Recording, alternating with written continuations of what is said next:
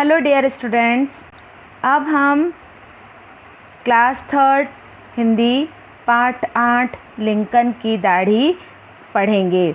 Lincoln कौन थे? America के राष्ट्रपति। लिंकन अमेरिका के राष्ट्रपति थे। जी हाँ, ये रहे अब्राहम लिंकन। ये बहुत फेमस और बहुत अच्छे राष्ट्रपति यानी प्रेसिडेंट रह चुके हैं। कहाँ? अमेरिका के।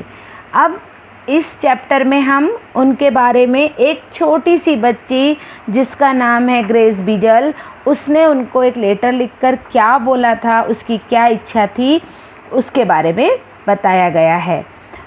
पाठ की भूमिका। प्रस्तुत पाठ अब्राहम लिंकन की जीवन से संबंधित है।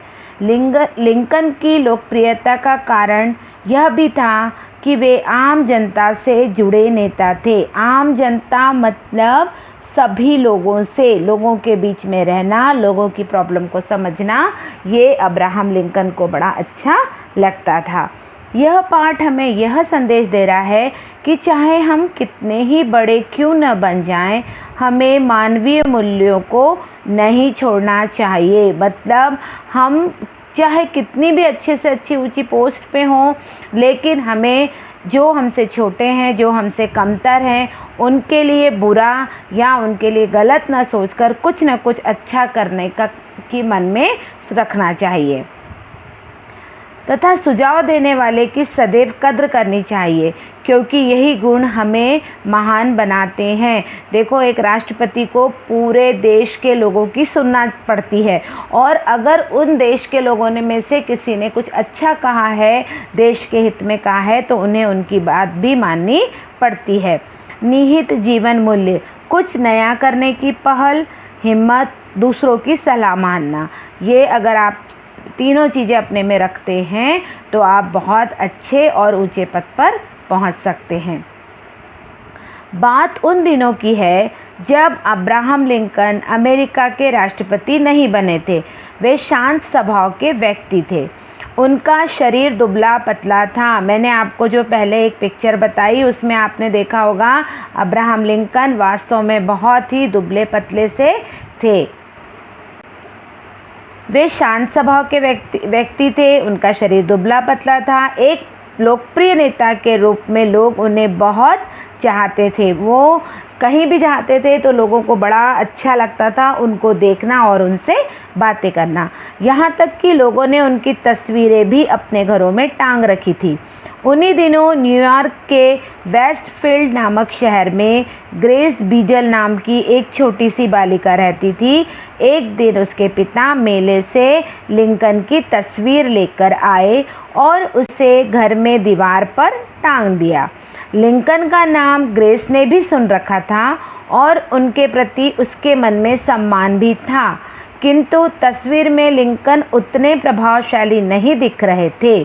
प्रभावशाली मतलब इम्प्रेसिव। उसको मालूम था कि ये कौन है, पापा किसकी तस्वीर लेकर आए, लेकिन उसके मन में ऐसा था कि कहीं ना कहीं कुछ ना कुछ तो इनमें कम लग रहा है। ग्रेस ने अपनी माँ से कहा, माँ, लिंकन यदि अपनी दाढ़ी बढ़ा लें तो वे और भी प्रभावशाली लगेंगे। उसको ऐसा लगा कि मम्मी अगर इनकी दाढ़ी हो तो ये बड़े स्मार्ट लगेंगे। माँ ने ग्रेस की बात अनसुनी कर दी, लेकिन ग्रेस ने ठान लिया कि वह अब्राहम लिंकन को पत्र लिखकर उन्हें दाढ़ी रखने का सुझाव तो देगी। सुझाव देना मतलब अपनी बात को किसी को बताना। वह अपने कमरे में गई और अब्राहम लिंकन को पत्र लिखने बैठ गई, और इसके प्रमुख अंश इस प्रकार हैं। इस छोटी सी बच्ची के जो उसने अपने राष्ट्रपति को लेटर लिखा था, पत्र लिखा था कि सर आप दाढ़ी बनाइए। ये जब अब्राहम लिंकन की हम पूरी कहानी पढ़ते हैं तो उसमें भी ये पत्र आता है कि छोटी सी बच्ची ने उन्हें क्या इंसिस्ट किया कि आप दाढ़ी रखना शुरू कर दीजिए। अब हम अब्राहम लिंकन को उसने लेटर में क्या क्या लिखा वो यहाँ से स्टार्ट करेंगे। कहाँ से लेटर लिख रही थी वो? वेस्टफील्ड कहाँ था? न्यूयॉर्क में। कौन सी डेट पे लिखा उसने? 15 अक्टूबर 1860 में उसने 1860 में 15 अक्टूबर 1860 में उसने लिंकन को लेटर लिखा था, और वो थी मात्र 11 साल की। माननीय A B Lincoln, A B Lincoln means Abraham Lincoln महोदय, मेरे पिता अभी अभी मेले से आपकी तस्वीर लेकर आए हैं। मैं 11 वर्ष की छोटी बालिका हूँ, लेकिन मैं चाहती हूँ कि आप संयुक्त राज्य अमेरिका के राष्ट्रपति बने।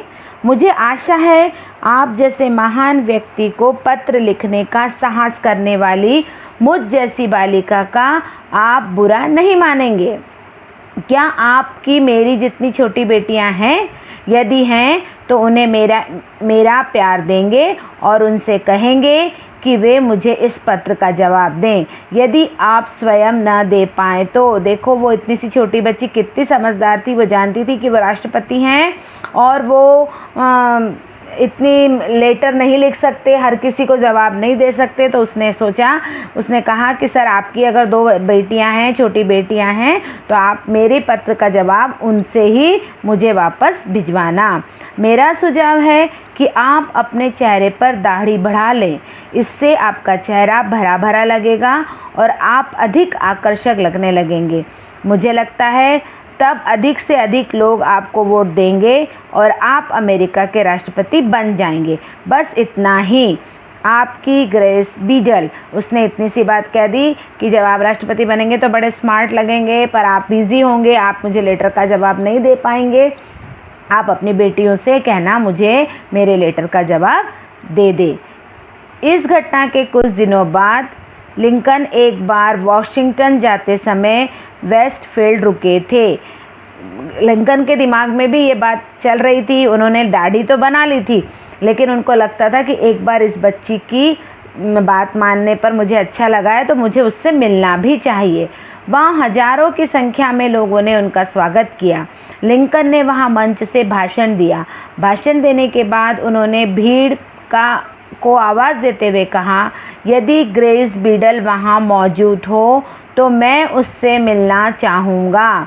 उन्होंने इतनी भीड़ में, वेस्टफील्ड थोड़ा छोटा शहर था, उनको लगा मुझे देखने तो लगभग सभी लोग आए होंगे, मैं अमेरिका का राष्ट्रपति हूँ, मुझसे मिलने, मेरी बातें सुनने आए होंगे।